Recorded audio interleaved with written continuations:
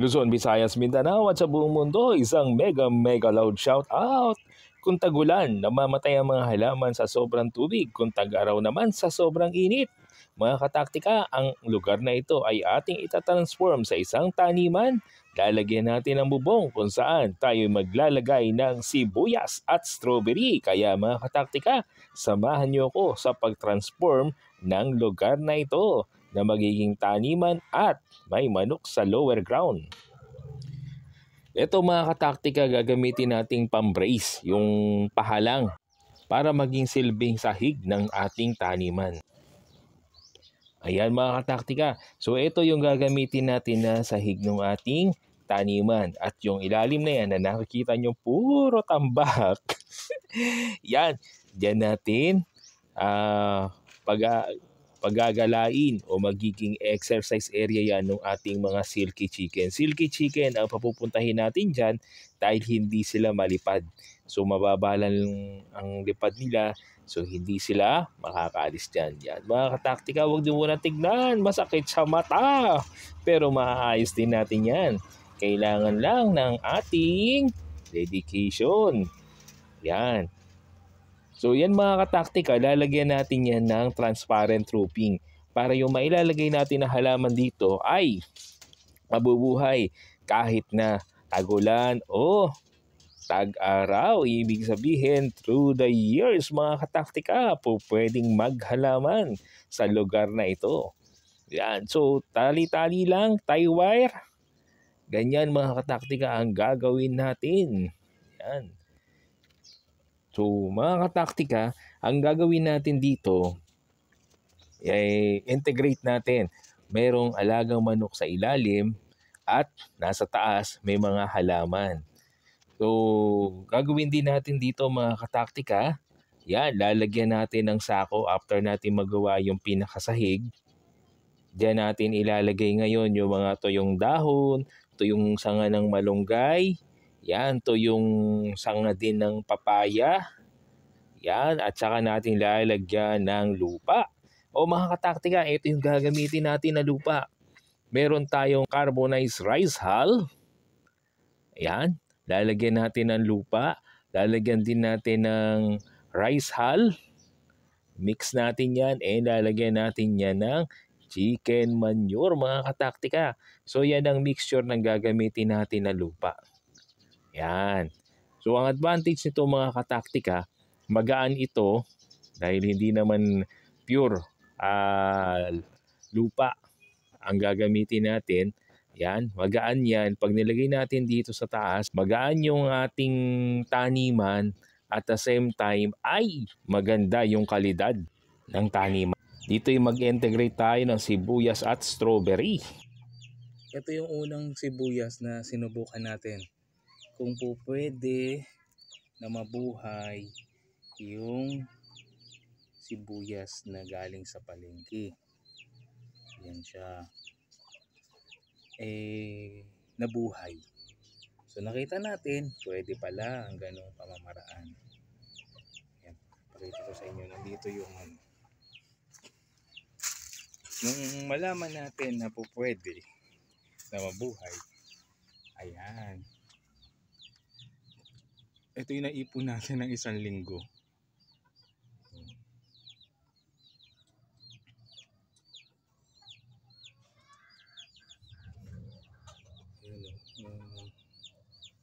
Isang linggo natin naipon yun. Silagay natin dito. Yan, dito mga kataktika, makikita natin sa isang puno, nagsusuwi siya. Oh. Ayan, ayan may suwi. Ayan. So dalawa na siya. Ito, yan, may 3 siyang suwi sa isang puno. Ito may mga daon na. Ito marami mga kataktika. Oh. Ayan.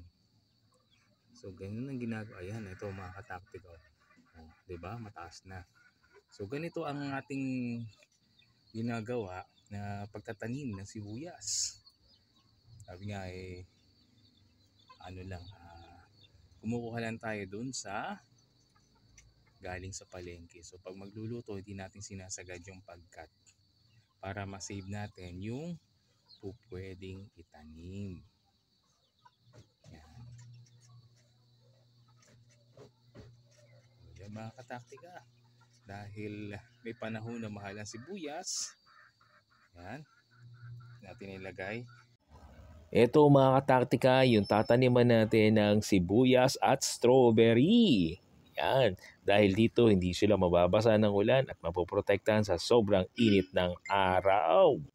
Ito mga kataktika yung ginagawa natin yan. Papaikutan natin ng kutsilyo yung lower ground ng sibuyas or onion at hatiin natin in 4 sides. Pero wag nyong ididiretso mga kataktika.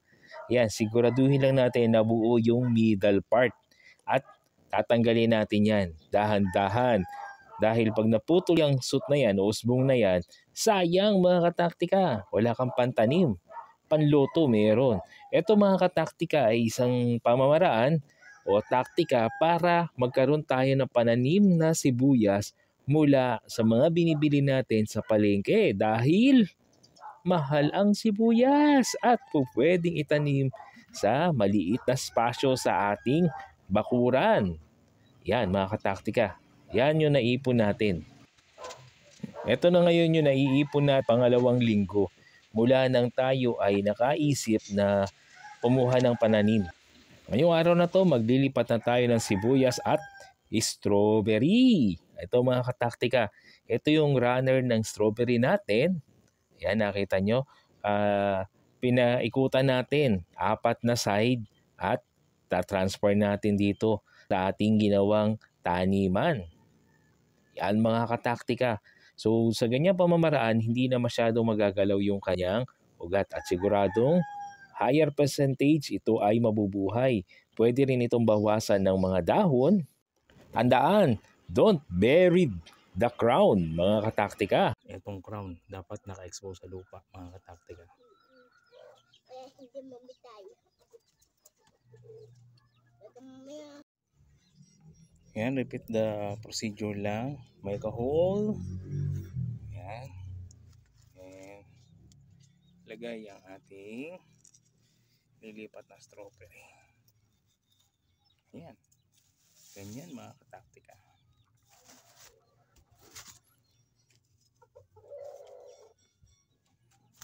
And medyo press natin. Press.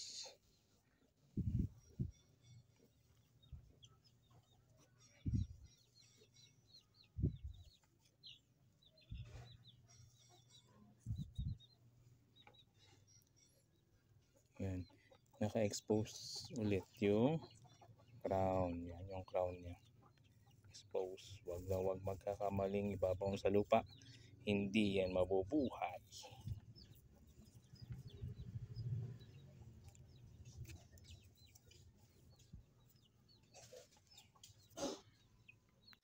Ang tip dito mga kataktik ay maglilipat ng strawberry natin o mga pananim, sisiguraduhin natin na hindi nagagalaw yung kanilang roots. Para pagka nilipat natin, higher percentage na ito ay mabubuhay. Yan mga taktika. Kaya ang ginagawa natin, dinidig natin yung paikot tapos kukuhanin natin yung buong lupa. Yan. So lalagyan lang din natin ng lupa pa yan paikot. Malambot naman yung lupa. At saka yung pangkataktika, isa pang tip. Hanggat maaari, ang gagamitin yung lupa ay yung buhaghag. Para yung mga ugat ay mabilis makalago.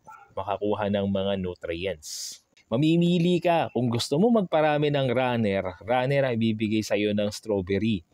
Kaya kung gusto mong magpamunga naman, tatanggalin mo na kagad yung mga runner. So ngayon, dahil konti pa lang itong ating mga strawberry, nagpaparunner muna tayo. Pero meron na tayong designate na strawberry na pabubungahin natin. So tip lang, kung ang gusto nyo ay runner, magbibigay ng mga runner yan.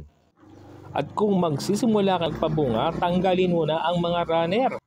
Ito na mga kataktika yung ating sibuyas, pangalawang linggo na natin itong ginagawa. So yan, na makikita nyo, nag-iba na yung kulay ng ating mga sibuyas na kinuha natin mula doon sa binili natin na sibuyas panluto sa palengke. Nakita niyo naman yung procedure kung paano natin ginawa. At eto mga kataktika, meron na tayong pantanim. Dahil mahal ang sibuyas, hindi bumababa ang presyo. Kaya yan ay at susolusyonan kahit sa maliit na espasyo, kataktika. Sibuyas ay itanim upang sa pagluluto katipid ka din. Ayan, ready na to mga kataktika. So ang gagawin natin, integrate natin ito sa ating tinanim na strawberry. Dahil ang advantage nito mga kataktika, ang sibuyas ay nakakapagtaboy ng insect. So ang mga insekto ay hindi lalapit sa taniman ng ating strawberry. At ito ay isa sa halaman na pwedeng kasama ng strawberry. So ano pa nga ba mga kataktika? May strawberry ka na, may sibuyas ka pa. At dito nga natin ito ilalagay doon sa ating ginawang taniman. O yan mga kataktika, alam naman natin na ang sibuyas ay napakarami rin benepisyo sa ating mga katawan. Antioxidant mga kataktika. At yan, isasama natin sa strawberry para makapagtulungan sila magbigay ng symbiosis. Napoprotektahan niya yung strawberry at hindi naman harmful sa kanya ang strawberry. Yan mga kataktika, siguraduhin lang natin na may tamang espasyo para makalaki yung sibuyas natin at yung ating strawberry. Yan mga kataktika. So, eto yung ating ginawa na paglilipat ng strawberry at onion ngayong araw na ito. Yan, after natin maglipat ng mga halaman mga kataktika, ang susunod ay pagdidilig o watering the plant upang di ma-dehydrate ang ating mga nilipat na halaman. Ito mga kataktika, yung ating naging proyekto dito sa likod.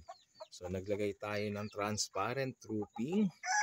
Yan, para umulan umaraw, hindi maapektuhan ng ating halaman. At ito na yung ating tanim na strawberry, sibuyas.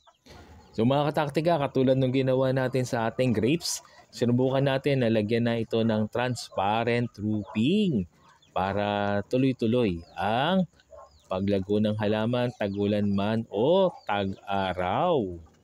At naglagay na rin tayo ng dry chick eggshell mga kataktika. So yan yung mga iniipon natin, di natin tinatapon at dito nilagay natin para makatulong sa pagpapaganda ng ating mga pananim. Ito yung nauna natin sibuyas mga kataktika. Ayan, malulusog na.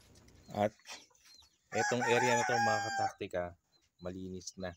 Hindi na siya puro kalat. At dito na ngayon, sa ilalim naman yung mga manok. Silky chicken ang nandito mga kataktika, yung black meat. Yan. And dito sa taas, yung ating halaman. Yan. Halaman sa taas, chicken sa baba. At syempre, may transparent na roofing mga kataktika.